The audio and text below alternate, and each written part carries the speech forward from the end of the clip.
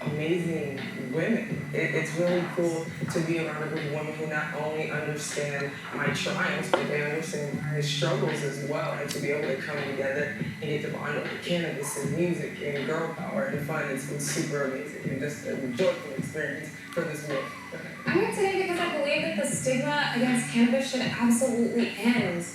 Weed is awesome. It's changed my life in such a magical way. I don't use any narcotics, I don't use any prescription medications, and I'm able to manage 2 pretty serious conditions and still kick ass in life. I'm here today to help other females who suffer from endometriosis and fibromyalgia. I know that cannabis does help.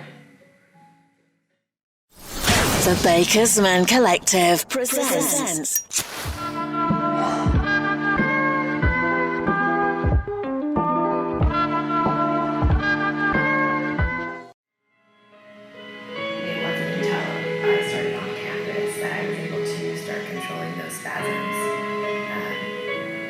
so that I could function in my life again.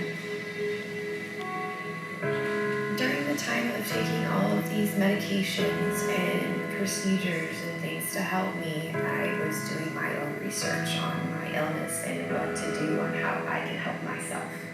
Being an active patient is very important when you have a chronic illness like mine. So I needed to learn about it, and that's what I did. I researched it and I joined some support groups of other people.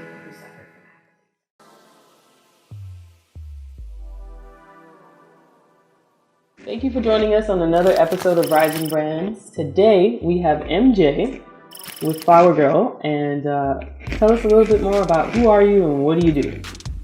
Well, my name is MJ, and I am the owner and founder of Flower Girl Cannabis. Okay, so what inspired the idea of your brand? Flower Girl was inspired by getting sick about 5 years ago, finding cannabis that saved my life and wanting to tell everybody about it. And so here we are with the brand 5 years later. Okay. I mean, look at that time and dedication it takes to actually make it from a dream to a reality. For sure. Any entrepreneur can tell you it's not simple, it's not straightforward, and then you've got to then figure out not only weed and like quality products, but now business, like the industry. And if you've never had an experience running a business before, yeah, you've got a lot of information to get into your system. Absolutely. I kind of wanted to develop the brand before I actually put the product out. So that's kind of what I did. And the brand was just released in this last year. Wow. See, I love it. Like, a lot of people don't think about that before they release a product, developing your brand, having a message that captures an audience. So when you then provide them a product, that you know exactly who you're going to. Yeah. I wanted to get to know the consumers and really get in the middle of it all before I put the brand out. And there's a lot of heart in my brand. And I think people will see that when they purchase it. Love to hear it. So what do you think separates your brand from leading competitors? Because you know everybody is in the weed game now. Correct. I think what sets us apart is that we have this amazing female community that backs the brand as well, which is awesome because we want to change the stigma of cannabis in women.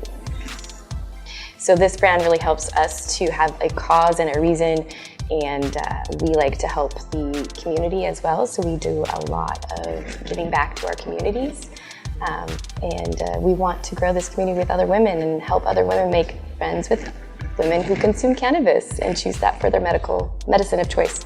Okay, so you touched on there being a stigma about women consuming cannabis, and I know that's thrown out there and it's kind of a duh if you're in the industry, but for those who aren't in the industry and maybe like cannabis is their everyday use, so it's so normal to them, what is this stigma out there? Like what actually is the perception? Like, you know, there's a popular opinion of cannabis on a national level, and then there's this like local community. So what do you think is that dynamic out there about women consuming cannabis?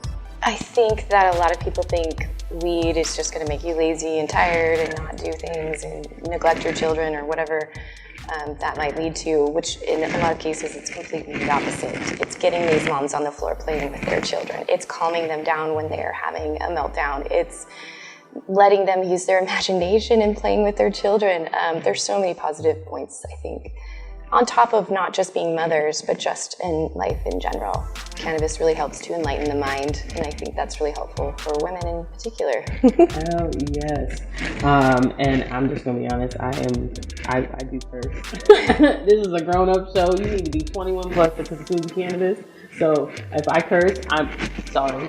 Yeah, wrong. But back to the use of cannabis in women. I mean, like, I was the only woman still in my immediate family to say, like, I use cannabis and say it proudly.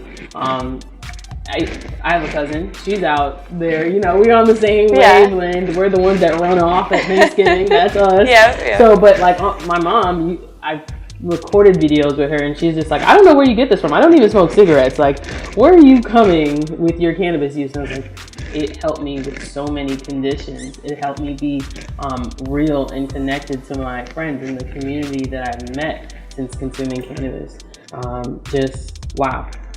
So I really appreciate what you're doing with Flower Girl, because more people need to hear it. That stigma is stupid. Thank you. And I think on my aspect, to answer that question, it is such, on the governmental level, they can take your children for cannabis use. And I don't understand why, because you wouldn't take my children if I started growing tomatoes. Unfortunately, that is such an issue, and these mothers are very scared to talk about it and to openly share their cannabis use. So, but that's okay. We actually have a secret society for that. So you'll have to check us out for that one. Okay. Well, now let's get back into Flower Girl. So, which of your products is your favorite, and why?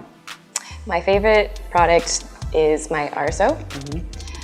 Because it saved my life. It's a medicine, and I utilize it, and it helps me every single day.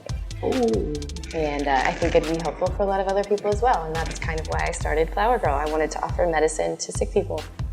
Real life. I think that's what the true individuals that need to survive the tumultuous times in cannabis, like those individuals need to make it through, because at the end, the product for the consumer will always be safer. You know what I mean? Outside Absolutely. Of these big financial folks coming in just wanting the dollars and cents, and they're supporting these small growers and pushing them out. I get frustrated when I even look at that, and I think that if there were more women involved in these boardrooms, there would be less tension, less issues, because communication flows a lot easier. So much better, and we want to make some moves. We want to change this stigma, and that's our plan. Right. So, which one, you told me which one is your favorite, but which of your products is the most popular on market, would you say? It's going to be our joints for sure. We have it depends on your strain, of course, what you like, but our joints are definitely #1 seller. People love them. We currently have 2 half-grammers in them, which I know a lot of women like, because they can have one now and have one later. And it's not just for women. Men can still get it, of course, if they want to support women in cannabis. Right. And I think that's the thing. Anyone who likes good weed should smoke Flower Girl. Like, it has nothing to just, the message is the icing on top of a brand. Figuring out why they named themselves that, why they grow the strains they do, or the products they produce. That should seal the deal with buying the product. But if you're buying weed, look at the weed. Is it good or not? Make that decision. Is the strain, if you know enough about these strains, or you care to ask your bud tender about these strains, like, is it going to help you get what you need done in your day? Right? That's like, in my opinion, intentional cannabis use. So, joints, as a bud tender or a former bud tender, they sell like hotcakes, and I know that not everyone wants to face a whole 1 gram joint, especially if you are just getting into cannabis. You're coming new to the experience. Like, a half gram just to settle the nerves is a great idea. So, without giving out secrets, what's next? Next, we're actually working on vape pens. That is probably something that I've been really excited about. Can't wait for them to come out. So definitely look for Flower Girl vapes on your shelf. I do have a strain in particular that I have chosen, a little Pineapple Express. So we're really excited about that. Can't wait for that to come out. Pineapple Express in a vape pen is what you need. You're thinking about that, like, on your way to work. I don't have time for my coffee. I already got my coffee, and I just need to add a little cannabinoid on top. Pineapple Express is that girl. Okay. Thank you for joining us on this episode of Rising Brands. Y'all stay baked.